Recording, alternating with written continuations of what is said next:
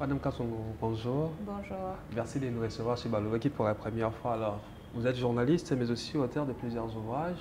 Pour ces Congolais qui ont pour habitude de vous voir à la télé, lire vos ouvrages, mais aussi vos articles, aimeraient connaître comment vous êtes arrivé dans le journalisme et d'où venez-vous? Bonjour et merci beaucoup à Actu 30 de me donner cet espace de parole et d'échange. Je viens de Kinshasa, je suis quinoise pur jus, je suis née et grandie ici. Je suis née à Limité, à l'hôpital Saint-Joseph, et j'ai fait ma scolarité au lycée Sacré-Cœur à la Gombe. Et j'ai toujours voulu être journaliste depuis toute petite. En fait, je fais partie des enfants de la famille pour qui les parents n'ont pas eu besoin de réorienter les choix. Je savais que je voulais faire le journalisme parce que je voulais être écrivaine. J'étais influencée par des femmes de télé, pour citer Madame Marie-Ange Mouchébekwa par exemple à l'époque. Et puis voilà, de fil en aiguille, faire du journalisme, être à la rencontre du monde, à la rencontre des autres, l'autre comme une culture, l'autre comme une nouvelle connaissance, ça m'a donné envie aussi d'écrire. Alors, racontez-nous un peu vos débuts dans le journalisme, parce que pour une femme, c'est pas toujours facile, l'université, continuer jusqu'à arriver dans le monde professionnel. Je pense que c'est tout aussi facile pour une femme que pour un homme, parce que quand on nous enseigne à l'école, on n'enseigne pas des femmes et des hommes, on enseigne des étudiants, des étudiantes.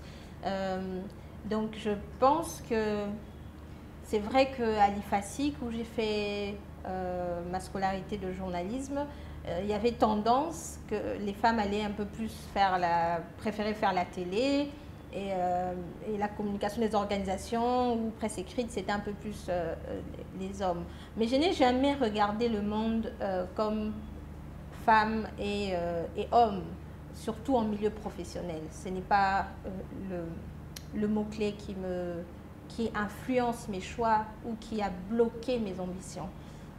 Donc je n'ai pas rencontré des difficultés liées à ma fait que je sois femme en milieu étudiantin. Par contre, en milieu professionnel, ça a été autre chose. En milieu professionnel, bien sûr qu'on tombe un peu plus.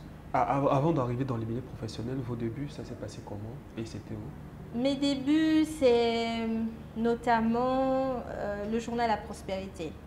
Le journal La Prospérité comme stagiaire. Ensuite, Télé 7.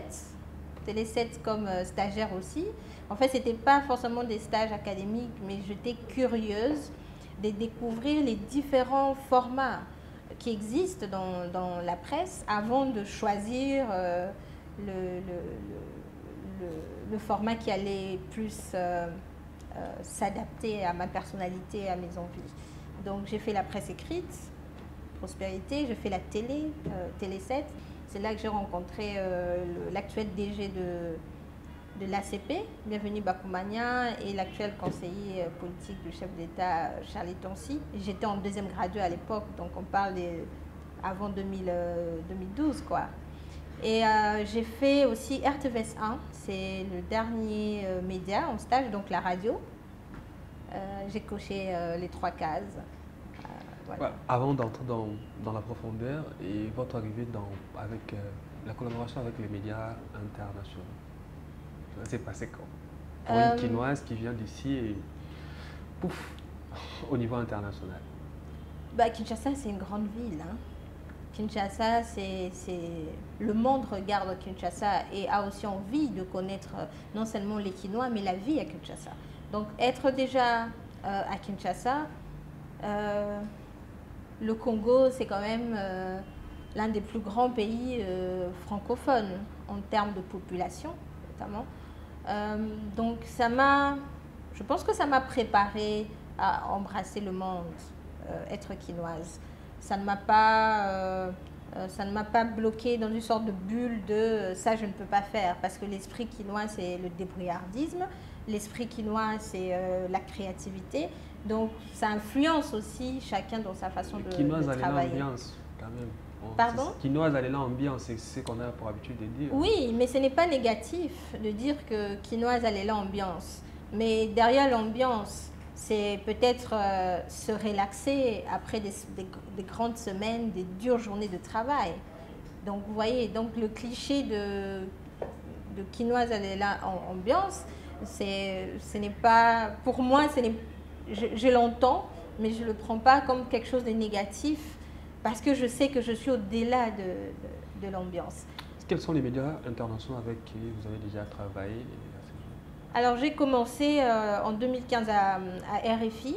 C'était une très belle expérience de 6 mois. C'était un stage professionnel sur le coup à Paris où j'ai été vraiment encadrée et orientée par une journaliste française qui s'appelle Ariane Poissonnier. J'aime beaucoup citer et saluer son mentorat parce que c'est ce qui a fait que je sois la journaliste que l'on voit aujourd'hui. Donc après RFI, j'ai aussi fait un tout petit stage à Radio Africa numéro 1, toujours à Paris. Et après, j'ai enchaîné un peu des stages aussi. Pareil, comme j'avais exploré Kinshasa, j'ai exploré aussi Paris, Jeune Afrique, France 24 aussi, en stage. Donc les trois, c'était des stages, mais qui m'ont apporté beaucoup. Hein. Après, je suis revenue à Kinshasa en 2019, embauchée par l'agence France Presse, après avoir été initiée au fact-checking. Le monde du travail entre ici et là-bas, ça se passe comment en fait? La formation est la même. Peut-être que le Congo perd un peu avec le système un peu ancien, avec beaucoup de théoriques et de pratiques. Pour moi, une école de journalisme devrait avoir 60% de pratique et 40% de théorie. Donc la différence est peut-être dans l'approche. Voilà, nous sommes au mois de mars, on entre vraiment dans le vif du sujet. Moi, si à Tongakambo Kati, qu'est-ce que ça vous inspire et qu'est-ce que ça vous inspire aussi ces mois de mars? Moi, c'est Tongambo Kate, c'est un fake news, c'est un discours de haine, un caractère discriminatoire afin de limiter la femme dans ses ambitions, afin de bloquer la femme à ne pas avancer dans la société. Mais on voit bien dans la pratique que les femmes congolaises, elles ont très près dans le monde, elles sont ambitieuses, elles sont pragmatiques dans tous les secteurs. Quand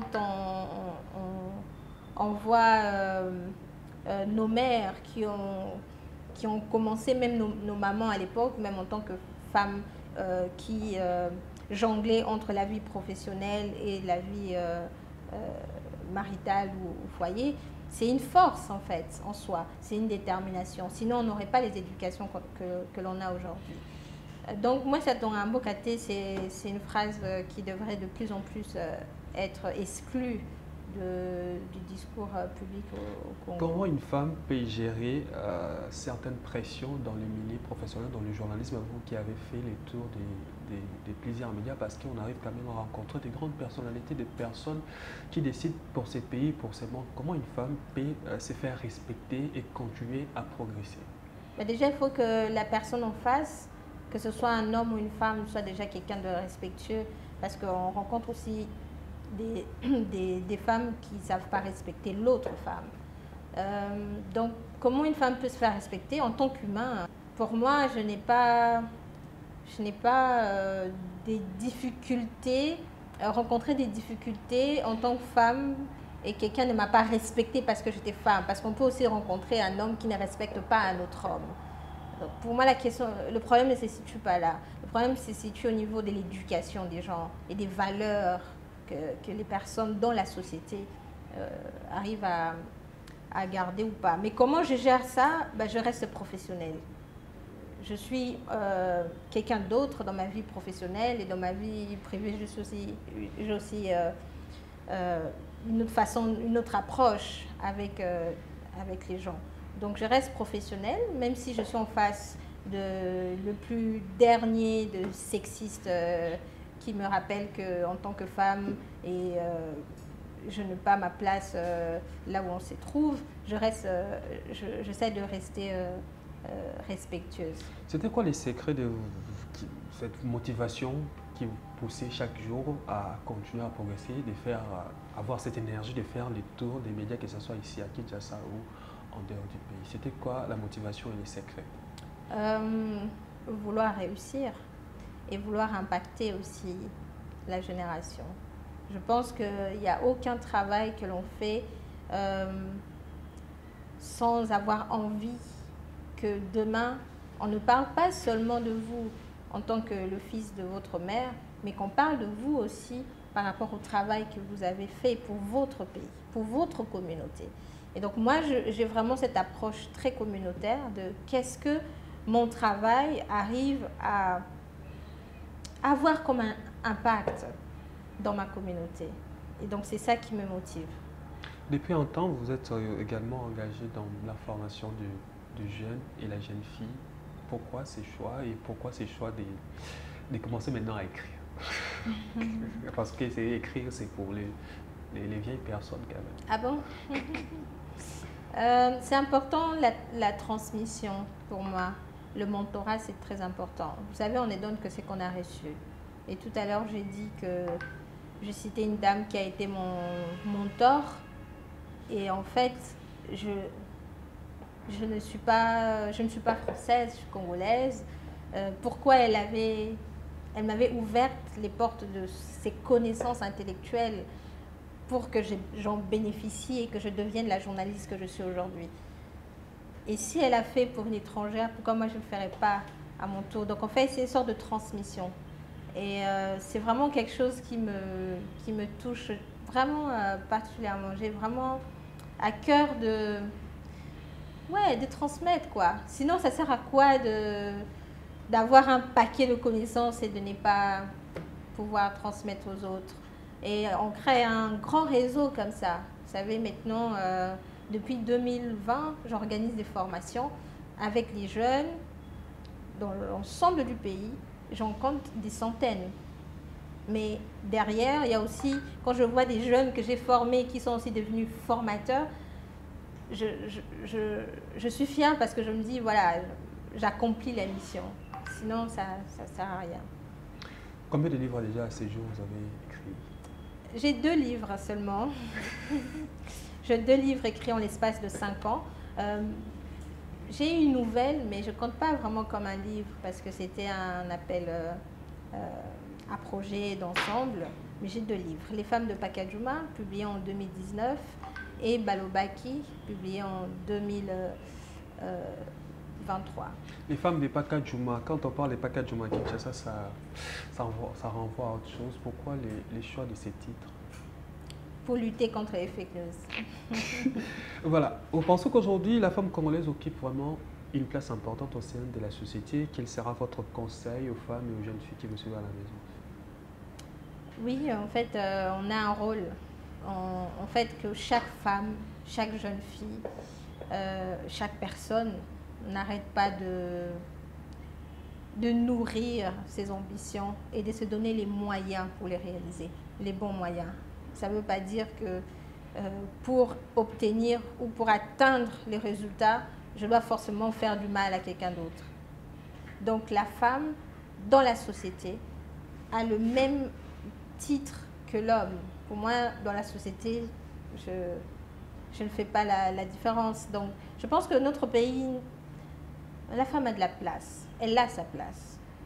Les autorités donnent aussi à la femme une place privilégiée. Les femmes occupent des postes de décision dans ce pays. Et ça, c'est aussi un indicateur très fort pour la jeune fille parce que ça nourrit aussi ses ambitions et son avenir parce qu'elle se rend compte que ce n'est pas impossible pour elle de devenir aussi d'apporter sa pierre dans l'édifice. La jeune fille congolaise aujourd'hui a chosifié TikTok, chicha, boîte de nuit, bière, tout comme ça. Alors, bon, la jeune fille devrait s'inspirer. Il y a un exercice très simple que moi j'ai fait toute petite. Dans mon environnement immédiat, j'avais forcément quelqu'un qui m'inspirait, une femme qui m'inspirait. Peut-être que je n'avais pas peut-être approché aussi ou fréquenté, mais je suivais sa progression. Ensuite, au niveau régional, j'identifie aussi quelqu'un que je suis, comment cette femme mène sa carrière. Ce n'est pas forcément journaliste, ça peut être juste une personnalité publique, mais comment elle arrive à gérer. Par exemple, aux États-Unis, je suis comment Beyoncé arrive à manager sa vie privée et sa vie publique, la discrétion. Quand on suit comment, même quand elle s'est finalement mariée avec Jay-Z, beaucoup de gens l'ont su 3 semaines, 4 semaines après. Donc, vraiment s'inspirer, regarder l'environnement, regarder les femmes qui occupent de postes, soit des décisions, mais déjà votre mère. Parfois, on part trop loin, alors que déjà à la maison, maman, son approche. Parfois, la femme, c'est aussi l'approche pour prendre des décisions, pour influencer les décisions dans la famille. Il y a toujours des choses positives à prendre. Donc, c'est de s'inspirer des autres et se donner les moyens, donc travailler dur. Parce que c'est qu'avec le travail qu'on peut s'imposer dans la société et c'est qu'avec le travail qu'on peut être aussi utile pour sa communauté. Nous sommes dans les bureaux des Balobaki. Essayez un peu de nous parler de ces médias à caractère thématique en tout cas, les projets pourquoi cette conception et les projets que vous avez déjà eu à réaliser et vous comptez faire. Alors Balobaki Check existe depuis 2022. Il a été lancé dans un contexte préélectoral et c'est important pour nous, en tant que journalistes, d'être acteur social et d'éclairer l'opinion. Et c'est comme ça que nous avons lancé Balobaki. Juridiquement, c'est une SBL. Donc, on a une approche communautaire. On veut que notre travail ait un impact dans la société. On produit des fact-checks en texte et puis on produit des podcasts dans les 4 langues nationales. On a des partenariats avec des radios communautaires. On produit une newsletter qui est publiée tous les lundis dans les groupes WhatsApp.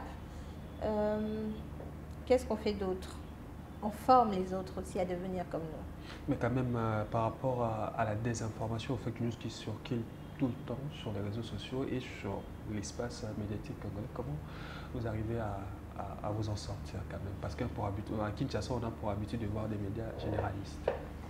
Oui, c'est vrai que ça aurait pu être un média généraliste, mais encore une fois, la question c'est est-ce que il faut forcément cocher cette case-là ou bien il faut poser une action qui aura un impact dans la communauté.